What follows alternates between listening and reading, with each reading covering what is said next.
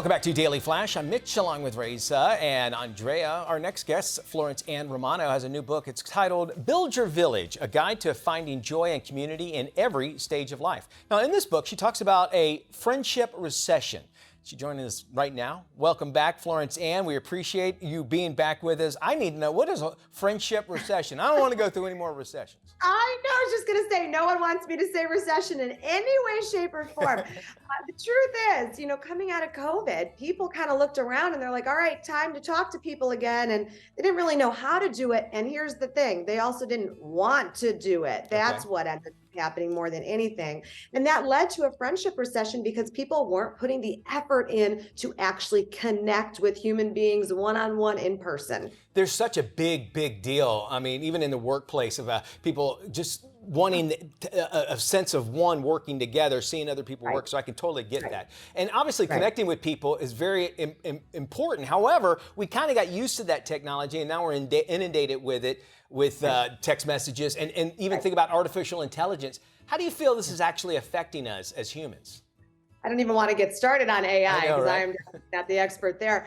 But I am never going to condemn technology. I think it's wonderful. Everything in moderation, right? In life, that's great. And especially through COVID, technology was so important. Your FaceTime with your family and friends is the only way you connect with anyone. It still has a place in our world, but we can't rely solely on it. We still do have to make the effort to see one another. But for the people that are like, you know what, I have an overly social life and I can't be there for everyone at the same time, I understand that. There is a place for technology to still show up for people, even in your own community. When you hear something's happened, there's a loss in the community or someone's struggling or just had a baby, you drop a meal off at the door. You don't even have to see anybody. You don't even have to ring the doorbell. There's still a way to show up for people through technology. Just, hey, how are you doing? Is there anything you need? Those are still ways, little ways that you can make the effort and connect.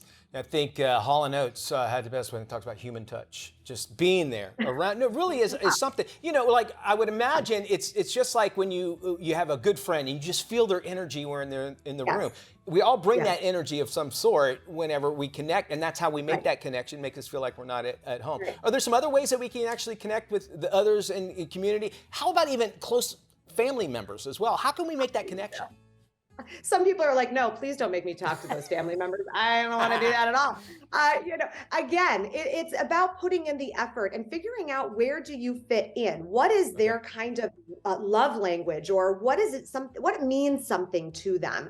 I can say right now for my family, I have like so many people who've had babies, and I always text message them and say, hey, can I send you dinner this week? Or I can put together a Target delivery for you. And I always say at the end, you don't even have to see me. Like I said, because sometimes, people are going through a lot and they just don't want to deal with having to feel like they have to host or take care of another person when you're trying to take care of them. So again, actually look at the situation and figure out what is it that they need, not what I want, what they need, and show up in that moment for them. I like that. I recently got married, but during the shutdown and everything, and quit making connections. When that came back, there's a big thing about going on dating apps or online, and then you really need to meet that person to kind of really make that connection. So I guess that's how I learned how important it is in that way. But what about our kids? How do we help them actually develop a sense of connection? And what does it mean to them? And what effects can happen? You could do a whole show with me about dating online, and that's just a horrifying concept. Next time. In general. Yeah, next time. But for kids, I always think philanthropy is the way to go. Philanthropy is a great way to figure out, what makes my heart beat? What makes it flutter? How can I be there to help someone else live a life in service of others?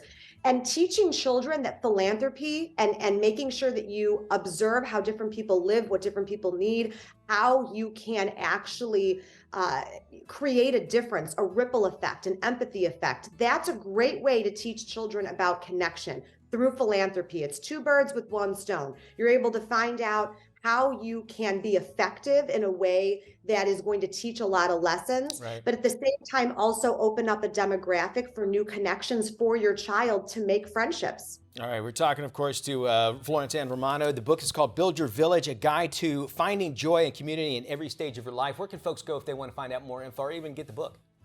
FlorenceAnn.com. The book sold anywhere books are sold. And please connect with me online as well, even though we talked about digital not being really.